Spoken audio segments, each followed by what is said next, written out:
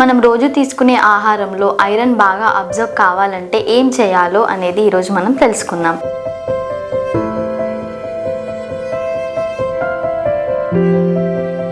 Hello అండి, I'm Spoorthi, consultant dietician, Rene group of hospitals, Karimnagar. మనం తీసుకునే ఆహారంలో heme iron and non heme iron అని ఉంటుంది. హీమ్ ఐరన్ అనేది meat, fish, poultry like non veg సోర్స్లో ఉంటుంది. నాన్ హీమ్ ఐరన్ అనేది ఫ్రూట్స్, వెజిటబుల్స్, నట్స్, వెజ్ సోర్సెస్లో ఉంటుంది. హీమ్ ఐరన్ అనేది మన బాడీలో 30% అబ్జర్వ్ అయితే నాన్ హీమ్ ఐరన్ మాత్రం 2 to 10% అబ్జర్వ్ అవుతుంది. మనం తీసుకునే ఫుడ్స్లో ఐరన్ బాగా అబ్జర్వ్ అవ్వాలంటే మనం వైటమిన్ సి రిచ్ ఫుడ్స్తో ఉన్న ఫుడ్స్ని కలిపి కాంబినేషన్గా తీసుకోవాలి.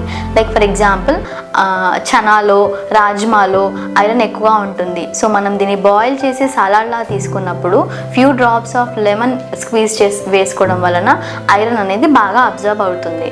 లైక్ పప్పు టొమాటో కానీ, పప్పు పాలకూరలో ఐరన్ ఎక్కువగా ఉంటుంది. సో దీన్ని కాంబినేషన్ విత్ వైటమిన్ సి తీసుకోవడం వలన బాగా ఐరన్ అబ్జర్వ్ అవుతుంది.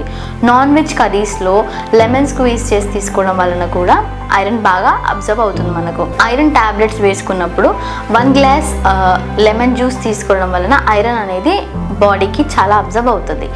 ఐరన్ ట్యాబ్లెట్స్ వేసుకున్నాక వెంటనే టీ కానీ, కాఫీ కానీ మనం తీసుకోకూడదు. ఈ టీ అండ్ కాఫీలో ఉన్న టానిన్స్ అనేది ఐరన్ అబ్జార్ప్షన్ని రెడ్యూస్ చేస్తాయి. కాల్షియం అండ్ ఐరన్ ఫుడ్స్ కూడా ఒక్కసారి అస్సలు తీసుకోకూడదు. ఇలా తీసుకుంటే ఐరన్ అబ్జార్ప్షన్ అనేది తగ్గుతుంది. సో మనం కాల్షియం రిచ్ ఫుడ్స్కి, ఐరన్ రిచ్ ఫుడ్స్కి గ్యాప్ అనేది ఇవ్వాలి. Thank you.